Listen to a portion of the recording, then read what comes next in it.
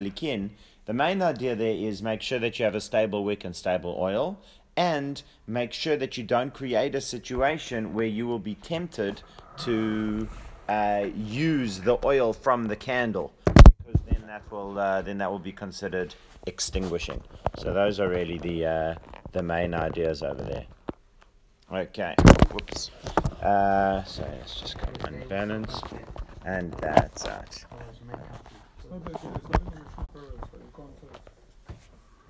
Okay, so now 266. The topic, as we said, is when Shabbos happens to you. Now, it's a great expression that I heard somebody say about once. This is the kind of guy that Shabbos always happens to him. What does that mean? He's never really ready for it. He's never fully prepared.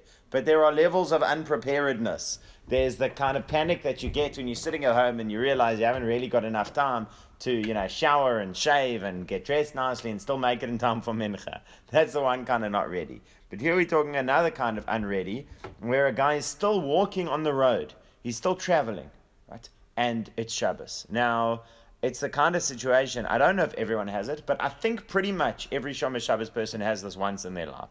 That's my impression from speaking to people. That you end up, it's Shabbos, and you're on the road. So, Rabbi David Aaron's got a story like that, where the guy was in a big contract negotiation, and they kept telling him it's going to end soon. We're almost there, we're almost there. It was Friday. He said, I have to go. No, we're almost there. And eventually he said, listen, I got to go. Walked out, got in his car, started driving. He saw he was running out of time, got out the car, went up to the first house, knocked on the door, introduced himself. Shomer Shabbos, Shabbos is coming in. Could you please keep my car keys for me? I'm coming back after Shabbos. And, that kind of thing has happened. I had a case with people a little while ago where they were at a simcha in Israel, and they wanted to be at a simcha in South Africa. And the only way to do it was if they would take like a 4 o'clock flight from Joburg to Cape Town, kind of thing, that they would land at 6 o'clock in Cape Town. And it was like tight. It was super tight. And, worked out a whole way, and there's different things, and there's different opinions of where Shabbos comes in. We usually use the standard calculation, but Rabbeinu Tam has a different way of calculating it, which is a little bit later on. So, in extreme circumstances, you can use Rabbeinu Tam's opinion, which is a little bit later. But at the end of the day, there comes a point where you can't push the envelope any further. The envelope's as far as it can go. So, that's the case we're speaking about now. So, it says, somebody was on the road, and Shabbos occurred, and he had money with him. So now he's also got a donkey, and he's also traveling with a non-Jewish traveling companion. He should not leave his money on his donkey. Why? Because he's commanded regarding the rest of the donkey as well. Remember, we say this every Shabbos day. Lo taseh chol malacha, ata uvincha uvitecha, avdecha v'amatcha uvehemtecha. Don't do any malacha. You, your son, your daughter, your servant, your maidservant, and your animal. Your animal can't do malacha. So what does it mean your animal can't do malacha? It doesn't mean that Jewish animals have to keep Shabbos, but it means you are not allowed to make your animal work on Shabbos. And if you start out in the middle of nowhere and you start piling things on the animal's back, then you're making the animal carry stuff. Rabbi, so this is a question that I've had. Yes. Is you can't ride a horse because they're afraid you're going to take a tuck, a branch, yes, and hit the horse. A crop, yeah. But I've heard you can't actually ride a horse on Shabbos. Yes, good question. If that wasn't in place, and the horse is working. Great question. So the answer would have to be in an Eruv. But the horse is still working. But you see, remember, malacha is not the same as work. You can work very hard on Shabbos. I can tell you, not saying this to you, right, but the last couple Shabbatot, I feel like I worked really hard. I came home tired. It was harder than any other day of the week, right? But I'm still Shomer Shabbos, right? Because it's not about putting in effort, it's about creative activity. So if it's in an Eruv, that's not melacha.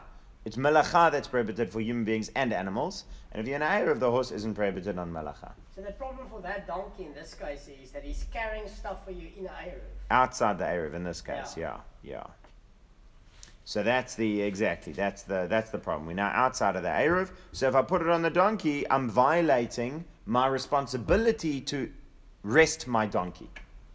Rather, I should give it to the one who isn't Jewish to take it, and after Shabbos, I come get it from him.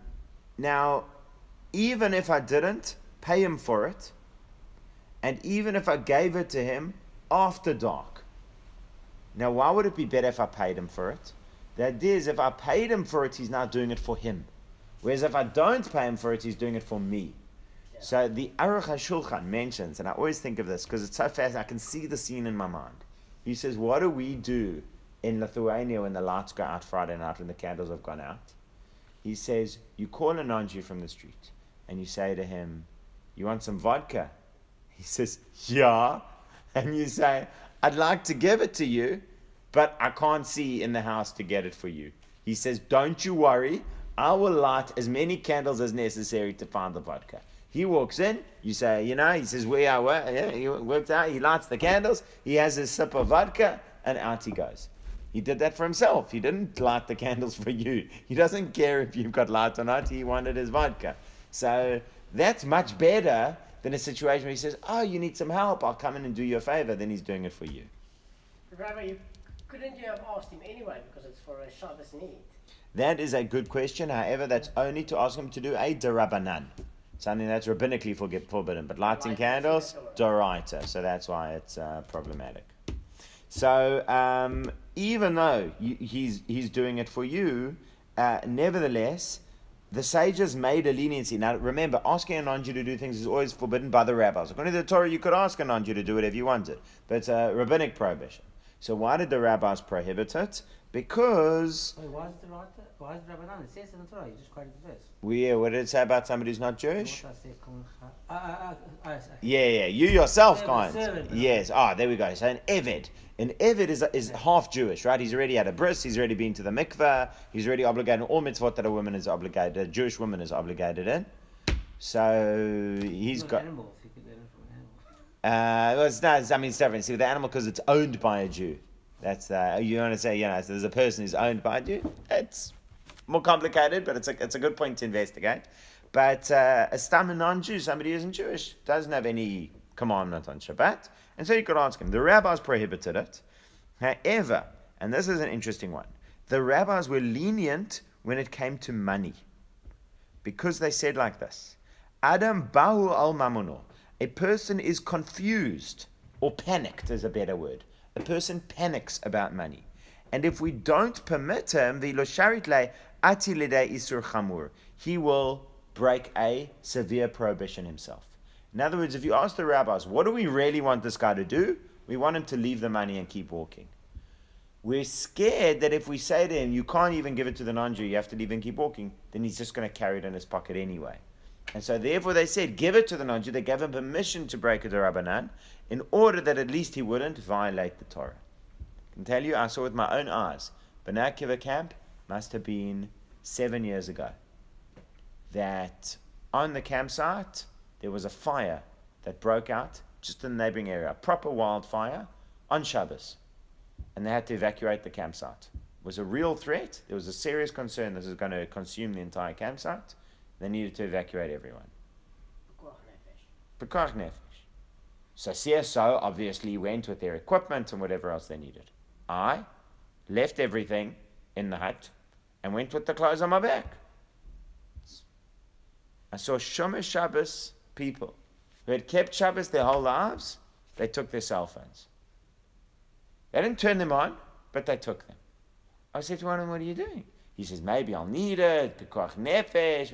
I said, CSO's got. No, but you don't know, maybe I will.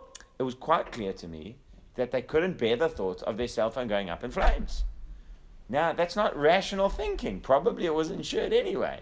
But, Adam Bahu al Mamono, people get very panicky when it comes to money, and therefore the rabbis were willing to make certain leniencies in order to prevent you to coming to greater ones. We spoke about this actually a few months ago. I gave it as a shir at camp as well. When do you break the Torah to keep the Torah?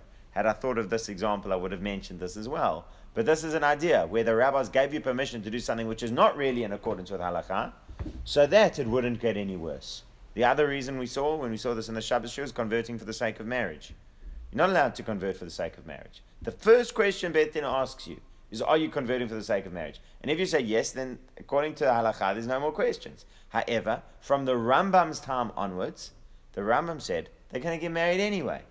So do an imperfect conversion, and they'll live together their whole lives as Jews and have Jewish children, whatever else, rather than not do the conversion at all and they marry out and never become part of the Jewish people again. So that's another example of this principle that we sometimes break the Torah in order to keep the Torah. Okay. So this after dark. Yes. You So have to give your money to the non-Jew after dark. that's right. In other words, it's now Shabbos. It's now Shabbos. She shouldn't even be touching your money. Really, it should just be that even if you're going to make this arrangement, at the very least, The implications you've got it anyway. you should make it Erev Shabbos. But he didn't make it Erev Shabbos. Right? He forgot, or he didn't realize, or he didn't know what to do, or there wasn't a non-Jew. Non-Jew only came along later. And only now that it's Shabbos, can you just check if there's someone at the gate? And only now that it's Shabbos, he's now going to give it to the non-Jew. Still, you're allowed to do this. Again, for this reason. Now, normally it's muktzah. Normally we don't let you do it. But we let you do it so that you won't panic. However, says the halakha, if you found something, you're not allowed. In other words, I see a gold watch lying on the floor. I'm not allowed to take that and give it to the non-Jew unless it became mine while it was Erev Shabbos. In other words, whatever my property was beginning of Shabbos, that's mine. But whatever I find on Shabbos, you know the famous joke about the Hasidic Rebbes. I'll just mention it quickly. That the one Chassid tells a story about his Rebbe. Once they were in the middle of a sandstorm in the desert. The Rebbe davened, and for 100 meters around them it was calm. Other one says they're in a storm at sea. The Rebbe davened for 200 meters around them was calm. Third one says they're walking on Shabbos and there's a huge pile of money in the road. And nobody knows what to do. And the Rebbe davened, and for 300 meters around them it was Wednesday. You know? So, however, the difference is we understand this principle of Adam Bahu Amamono, a person gets panicked about his money, that only applies to money that is yours, to what you already have. It's a loss aversion. Yeah, I'm sure you deal with that in occupational psychology, right? Yeah, well, yeah. So, people are more loss averse than acquisitive. So they were lenient in order to satisfy your loss aversion, but not in order to satisfy your acquisitiveness. Okay. And that's what Rashi says as well. He says, look, because you never toiled for it, you don't feel so bad losing it. And therefore, you're not going to end up breaking Shabbos over it. You shrug, it's a missed opportunity. Okay. Halacha bet. He says, if you don't have somebody who isn't Jewish around. Okay, so now it's even worse. Okay, so if you have your donkey or somebody who isn't Jewish, you ask the person who isn't Jewish. If you don't have somebody who isn't Jewish, menicha al chamoro, you leave it on the donkey. Why? And so how do you make sure that you don't violate the prohibition of working your donkey? So this is the same principle. I don't think we've ever discussed it. But the principle of carrying, it's an important principle of carrying. The idea of carrying works like this. There are 3 stages to the malacha of carrying. Picking up, moving, and putting down. So in a classic carrying scenario, let's imagine that the street outside is a Reshut HaRabim, is a Torah area where I can't carry. I pick up from here, walk out, I'm sitting down, pick it up, stand up, walk out into the street, put it down. Okay, that's the classic. Now what if I have only 2 of those, but I don't ever have the third? So an example would be, I take a ball, I throw it over the wall, and there's a guy sitting there with a gun, and he shoots it. I picked it up, I transferred it, but we never put it down. There I have not violated the malacha. So what if I would pick it up, walk it into the road, keep walking, and walk back inside over here? So there you could also say, it wasn't that it was transferred from here to there and rested there, right? It was transferred and came straight back. So the idea is that if you keep walking or something like that, or the other way to do it is the example they give you, busy walking, you're in Claremont for Shabbos, you're walking and you realize you've got something in your pocket. So you could just throw it out or whatever, but if you stop, now you've put it down. So you picked it up when you left and you've been walking it through the road. Don't stop. keep walking all the way without stopping, all the way to shul, right, all the way back home. When you come in home, you throw it out your pocket like with a shinui. So there again, you never really had this process of picking up, moving, and putting down, because the putting down was ruined by your shinui. It was not executed properly. It's the same kind of idea. Well, there's 3 ladies. I'm going to the mikvah, but that took them all the way there. But then that gate at the mikvah was closed. Okay, ladies and gentlemen, we will turn to our regular programming. All right, we'll pick up where we left off. So, now, is it even... So, the idea of carrying, again, how many components? 3. Picking up, transporting, putting down. So now, if you manage to avoid one of those processes, then it's not so bad. So that's what you do with your donkey as well. Is the clean restricts also a process in that? Yes. So there's 2 different kinds of carrying, you could say. One is from one domain to another, so like from a Reshut HaYachid to Reshut HaRabim. And the other one is within a Reshut HaRabim, carrying within a Reshut HaRabim. Then the Mishna and Shabbos goes into all kinds of things of going from Reshut HaYachid to Reshut HaYachid through a Reshut HaRabim or over Reshut HaRabim. There's all kinds of discussions there. But, those are the main things. Going from one domain to the other, or 4 amot within the Reshut HaRabim. So what you do is now you're walking with your donkey. If you would put this on his back, he's now standing there nicely. I put all the money on the donkey, give him a giddy up. He walks. So now, and then when a little while later we stop. Yeah. So that's going to be the problem. And the security guard's here now. Yes. Now finally arrived. He's now saying he's looking for the remote. He can't go get it there, no. I could lend a mine for a little while, but that's not really a solution.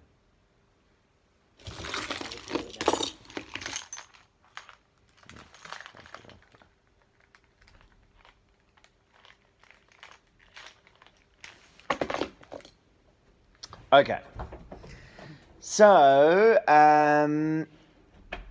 yes, so what do? He says, so you give the donkey a giddy up. Once he's already moving, you put the money on his back.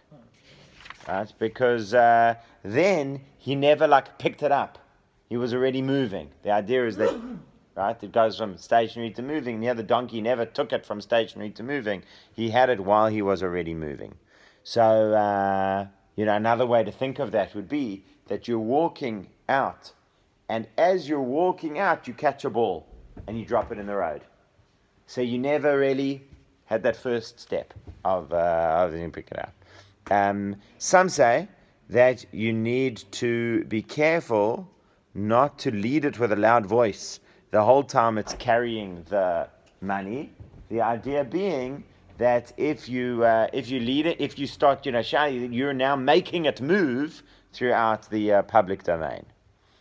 And then the Ramo adds in that obviously you yourself can't ride on the donkey. However, if there's some kind of threat to life, you're worried about bandits or anything else, then you can even sit and ride on the donkey. Okay.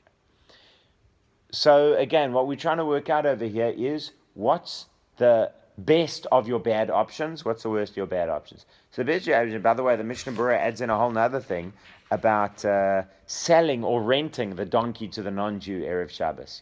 That's even better. But just in terms of who you're giving it to. So your least bad option is you give it to your non-Jew. Erev Shabbos is great. But least bad option is you give it to a non-Jew even on Shabbos. But for the promise of money. A worse option is to give it to him, that he'll do it as a favor.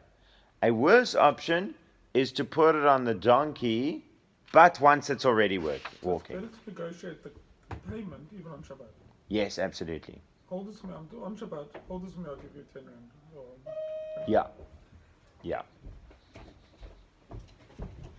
Yeah. The mikveh man. See, Theo, once you go in, you keep going back. Okay.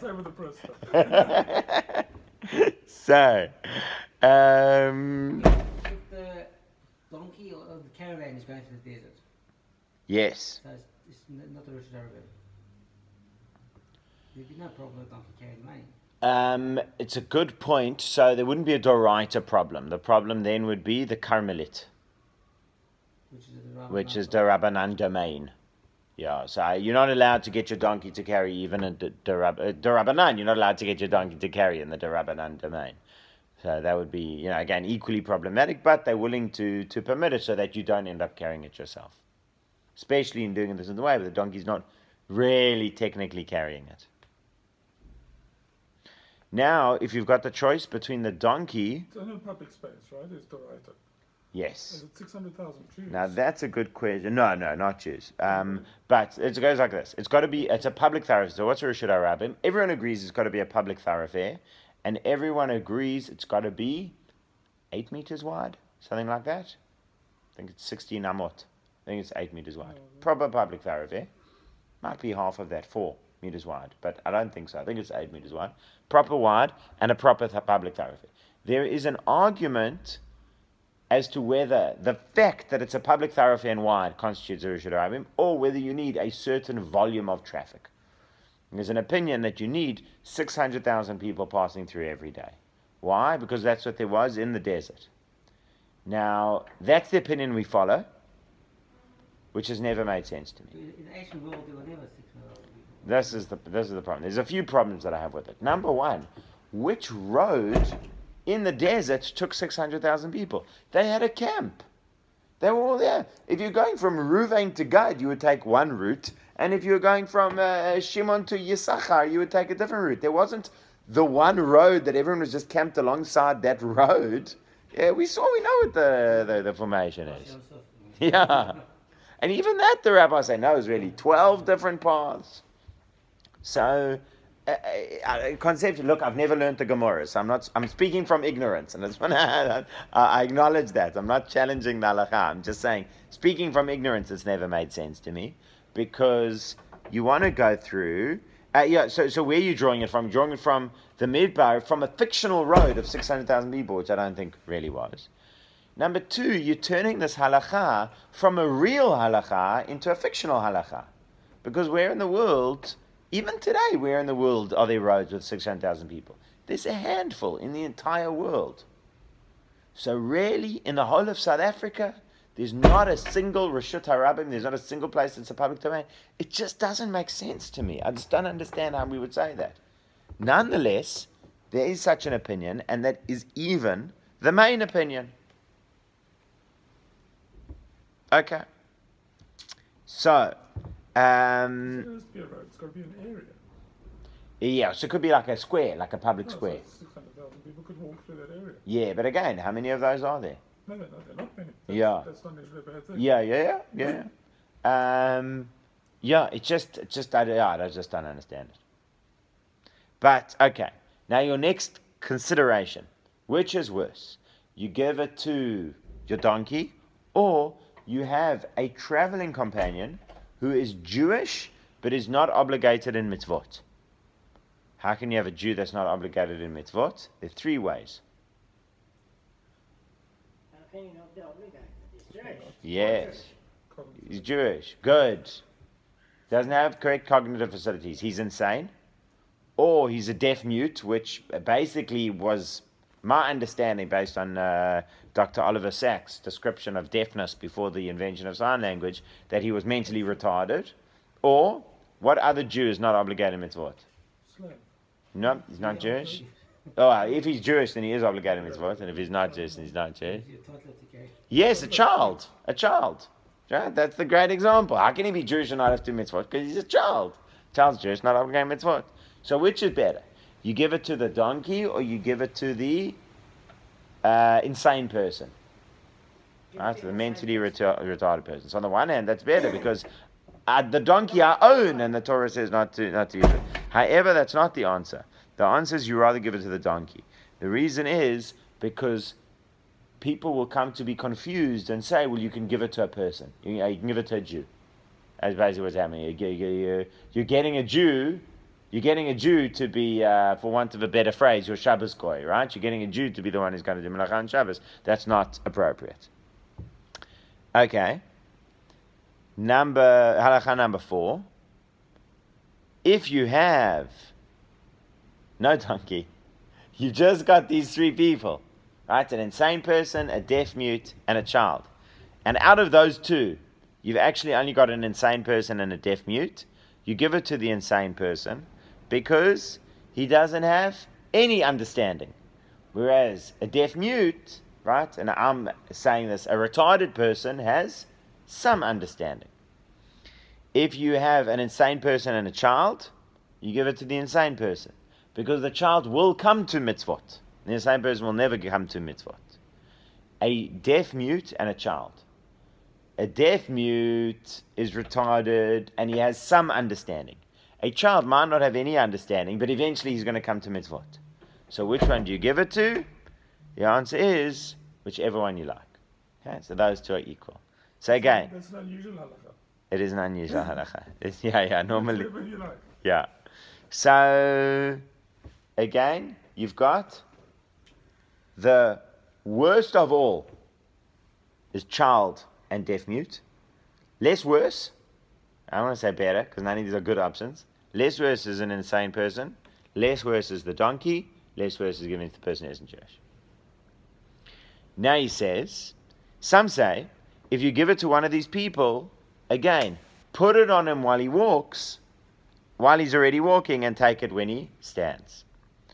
But that's dafka when you're doing this after dark. When you give it to him while it's still day, you can give it to him while he's walking, while he's standing, in any of those situations. If you don't have any traveling companions, then you should move it little by little, less than 4 amot. That's right. So that's the idea. If you pick it up and put it down, pick it up, put it down, pick it up and put it down. And again, this only applies to your money or something that you found before Shabbos.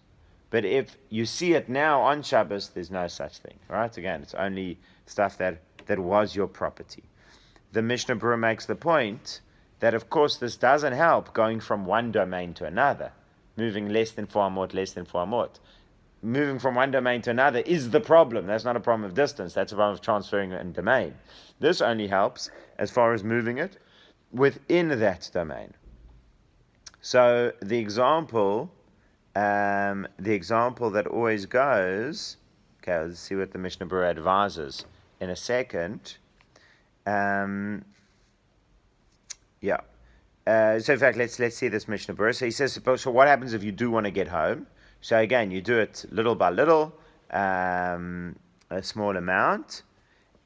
So therefore, when you come close to your home, you should throw it into your home with a shinui, so that you haven't really, brought it in the proper way. Now the Taz writes that what would happen is you've got a bris on Shabbos. Now let's think about that. On Shabbos we bris. So how do you do it with a bris on Shabbos? Now again, C point, not such an issue. Bring the baby to shul on Shabbos. Claremont, more difficult. Unless you have the mohel sleeping at your home, what are you going to do? How are you actually going to do it? How are you going to get this little baby to shul?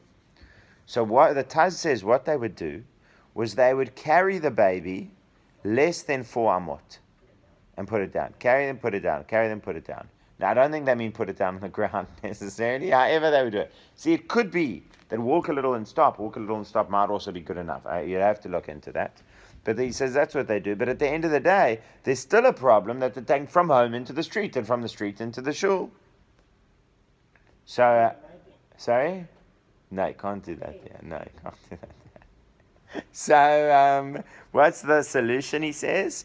You get a non-Jew to take from your home into the street, at least, and from the street into the shul. And then you do your little less than 4 amot, in the middle. And the Magen Avraham says, what's the problem? Do the bris at home, right? Okay. Have them leave his stuff there. If Shabbos, have them walk, whatever. But okay, let's imagine that you had to have the bris at shul. It just wasn't viable to have the bris at home. You can negotiate with that on Shabbat to carry the baby. Yes, but see there, that would be where Theo's thing comes in. That you ask him to do something that's durabanan, because it's not a real public thoroughfare.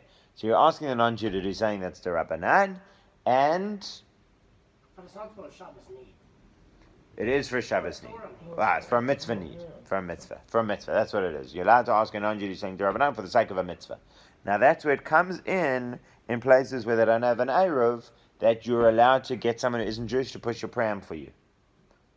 Now Rabbi Golfa never permitted it. Not because it wasn't halachically permissible, but because he felt it opens the door to a lot of things. Which I understand. At the same time, as a community rabbi, if you don't permit that, then just shut down your community, basically. Yeah. You ask community rabbi some questions and Rosh Hashanah. That's right.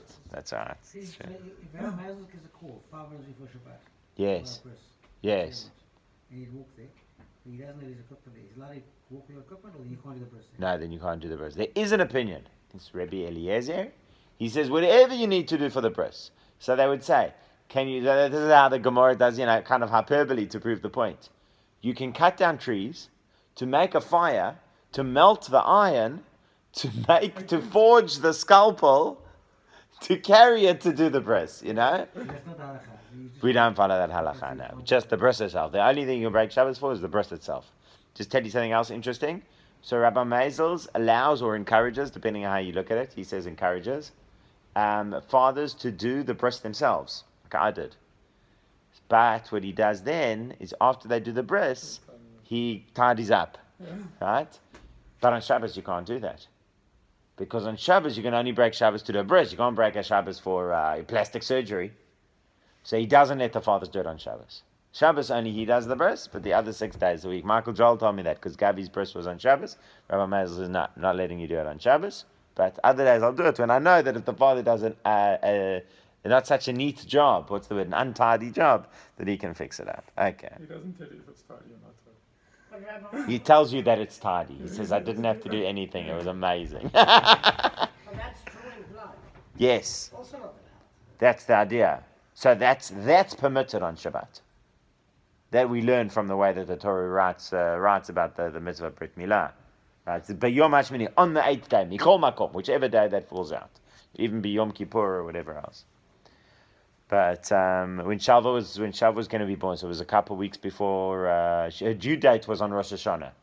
Born a couple of weeks before. But we never told anyone what it was. So people were saying, maybe we're going to have a Yom Kippur bris. Maybe we're going to... I didn't say no, there's no chance.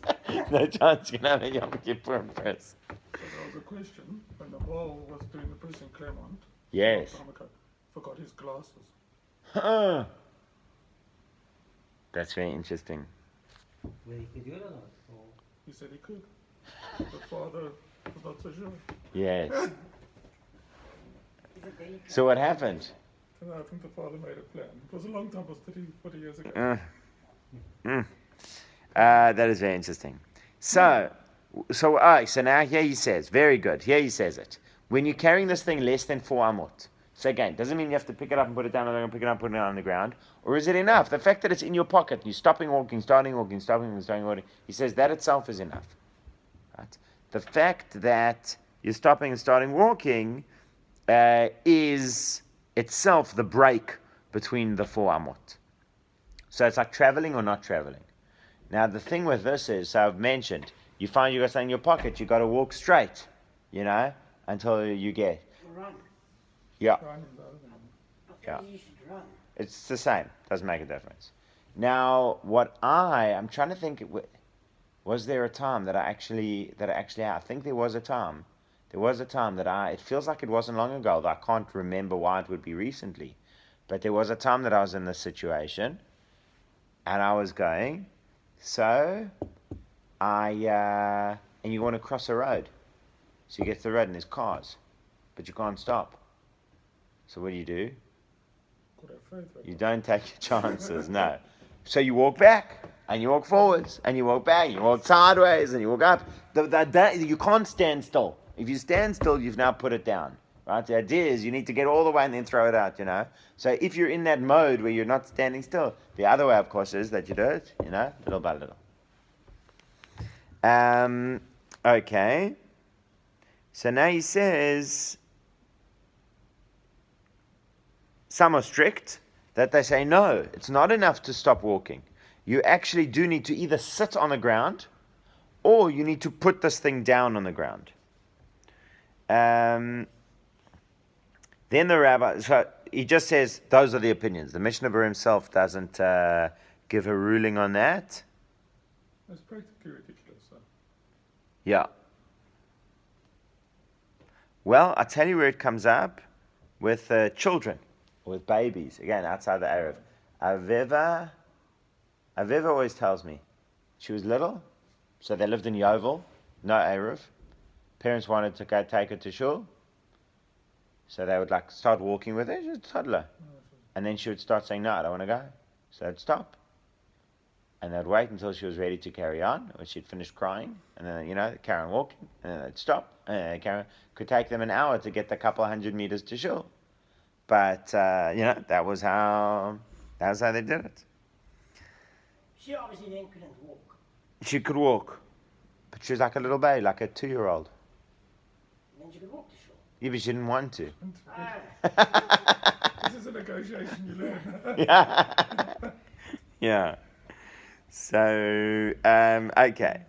So now he says, if you're doing this thing with little by little, it's better that 2 people are carrying rather than 1 person.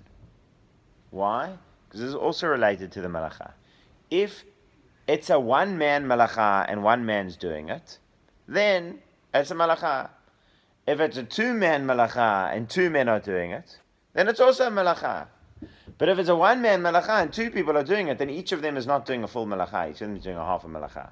So right now you're involving 2 people. Before there was only Ah. 1 guy sitting. Correct. Now there's 2. But They're half sitting. they're not, but this is the thing. They're not half sinning because it's not a malacha. The truth is, something either is a malacha or it isn't a malacha. A lot of things which aren't a malacha are still forbidden to Rabbanan. But there are a lot of things that are no longer a malacha. So for 2 people to carry a heavy beam, they're both doing a malacha. 2-man job. For 1 person to carry a light beam, he's doing a malacha. But for 2 people to carry a light beam, neither one is doing a malacha. No such thing as they're each doing a half a malacha. Neither one is doing a malacha. They're carrying. But they're not. Because they're not carrying the weight that's appropriate for the task. So you see, there's very strict definitions. Very strict definitions on a malacha is. Yeah, you're still. Weight's got nothing to do with it. You're moving it. Weight's got nothing to do with it. Well, it could be weight. It can be weight. It could be awkwardness. But yes, the question is this a 1-man malacha or not? Right? Is this a malacha? Is this a creative act appropriate to the number of people involved?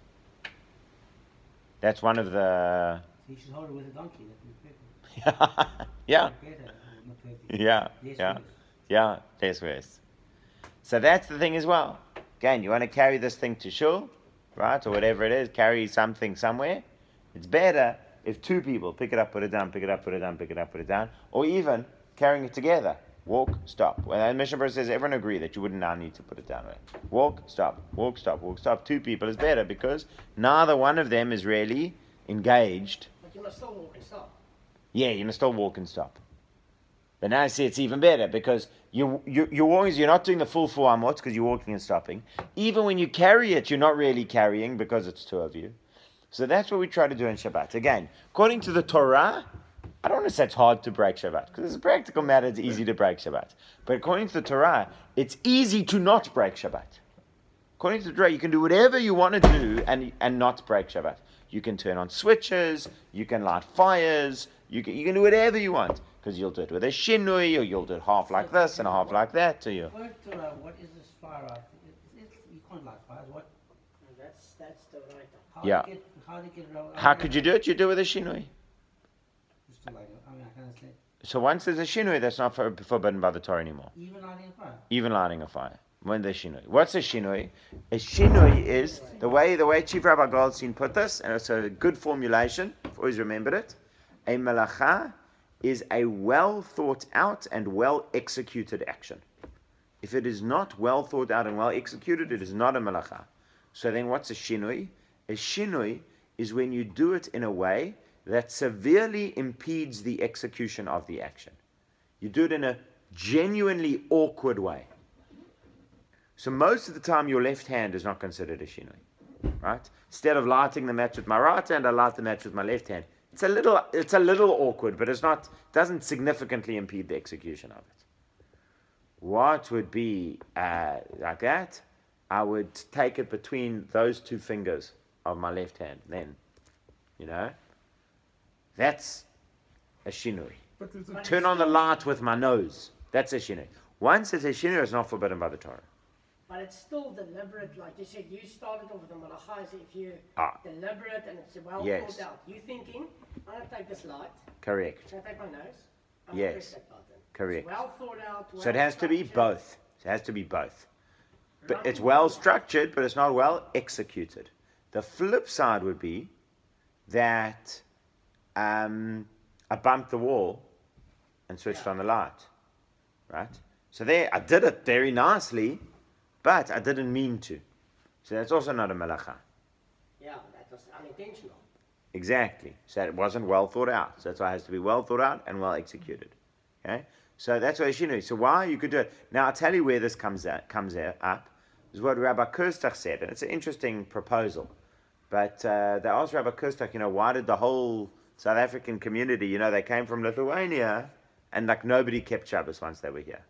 Even though not everyone kept Shabbos in Lithuania, but most people kept Shabbos in Lithuania, even the ones who came to South Africa. Right? The ones who stayed, one of the reasons they stayed was they didn't want to leave the religious environment. But even the ones who came, most of them came keeping Shabbos.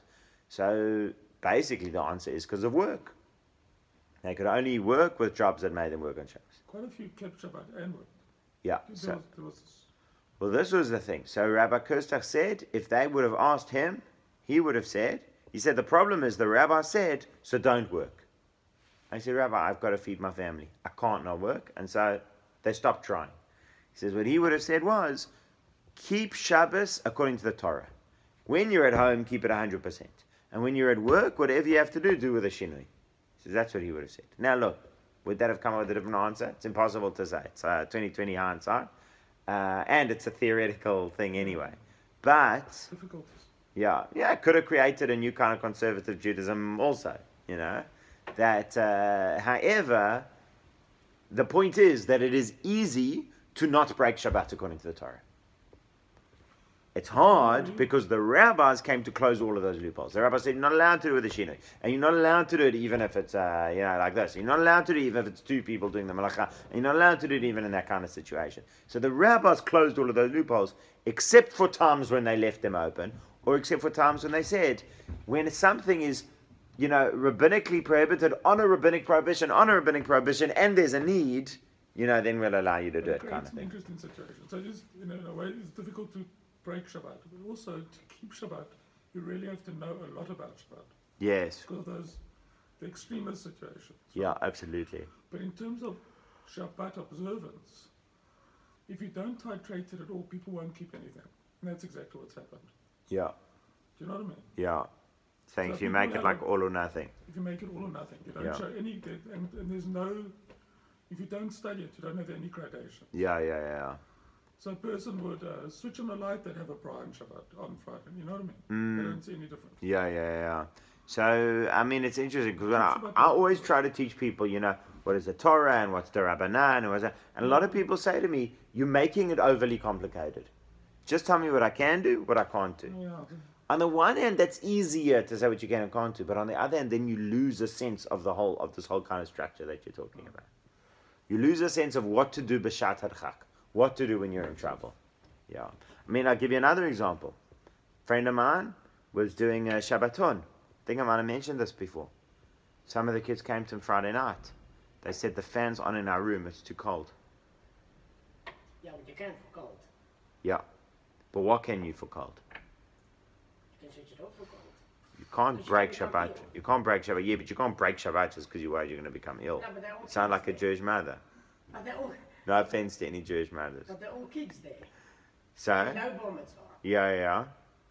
But we saw it's not so simple to ask a kid. The answer is you can ask a non-Jew to do things because of the cold. Rabbi Goldfein would say on a Joburg winter Shabbos, Rabbi Goldfein would say to Joseph Makwaza, Joseph, please light the stove. The Brura room was also, the kitchen was also that. So please light the stove. And he lit the stove. It was a gas stove that kept us warm. Please light the stove. You're asking Elijah to do it on Shabbat. Joseph, please light the stove. Right? Straight up. Why? Because the cold could make you sick.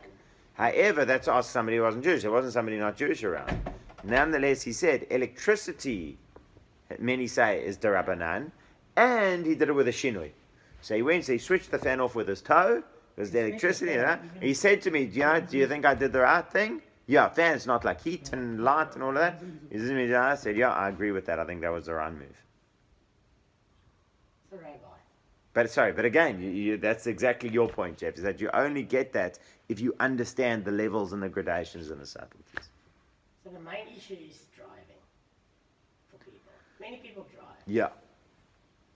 How could they get in that car? In a shinui way? How could they get in the car in a shinui? Till ignition with their toes, and then Again, you're asking according to the Torah, or according to the Torah, what are they doing? They're pressing the remote. That's electricity and that's Rabbanan. Opening the door, the lights go in, but they're like LED lights or whatever. That's probably not such a problem. Starting the engine, you start the engine with a shinui. No, I'll say it's the writer.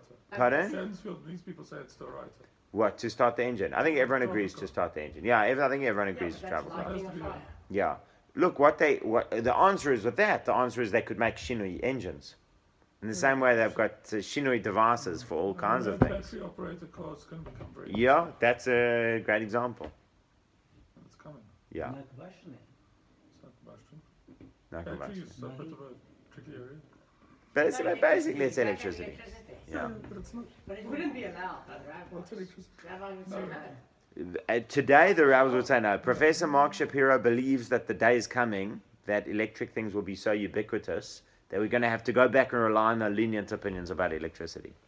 That's his proposal. Interesting one. But for now, the answer is What do no. you mean you can't get around it? He says the time is coming when there'll be electric toilets, electric doors, everything, where everything's going to be electronic. Walk will be Well, that already is. Yeah, that already is. But he says that the time is coming where like everything that you'll want to do will be electronic and Because one of the best things for me for Shabbat, obviously, yes, is that there is no electronics. yes, You don't have a phone. No one can phone you. yeah. Amnon always says that. Amnon always And says by far the best. if cell phones had been the first invention, probably it would have been permitted on Shabbos. The fact that lights were the first invention means that electricity was out. But Baruch Hashem, he says, because otherwise we'd have no Shabbos. It's a very interesting one. So that's what Rabbi Soloveitchik said about electricity, I believe. I heard it quoted in his name. We can't pin our finger down on why electricity is forbidden. But clearly it's not Shabbos. Clearly it's not Shabbos. Interesting That's probably, perspective. that I think is very strong for a car. Yeah. It's not Shabbos. Clearly if you're using electricity, you don't have Shabbos. Oh, So clearly there's something that's incompatible between electricity and Shabbos. It's hard to put your finger on what it is. I don't know, that's Interesting maybe answer. at the time, right? That was a long time Yeah, ago. yeah. That could be said for a cell phone. Yeah. Okay, let's go a little bit further. Now he says, some say this is only somebody who had got dark while he was traveling and he thought that he was actually going to get there. But if somebody left home and knew that he was going to walk through the dark, but he mistakenly took something with him in his pocket, they didn't permit him to do any of this. In other words, the fact that you didn't check your pockets before is a different problem to the fact that you underestimated the time of your journey. Okay. Let me just see if the Mishnah Brura says anything on this. Yeah, so what they want to differentiate is between ones and posheya. Ones is like it was beyond your control, and posheya is you were negligent. Like you thought that's how long it would take, then it was beyond your control. But when you didn't check your belt properly, that's negligence. I always used to, in Durban, wherever else, all the times I lived outside an Erev, even at Yeshiva, we didn't have an Erev the whole time I was there. So before you go, I did what I called the Shabbos dance. Always check your pockets, and then you leave. Do that. I remember doing that every single time before I left somewhere. Do that little Shabbos dance. Sometimes, once every couple months you find something. You say, sure, it's good. Somebody gives you a sweet you put in your pocket, whatever it is. Okay. Next halakha. If you get to the outer courtyard, which is protected, in other words, here's a place where you can start putting stuff down. You get to your garden, right? So you take the things that won't break off the donkey's back. You can now take those off and now offload them. Wait, I beg your pardon. Oh, no, you can take the things that are not muktzah.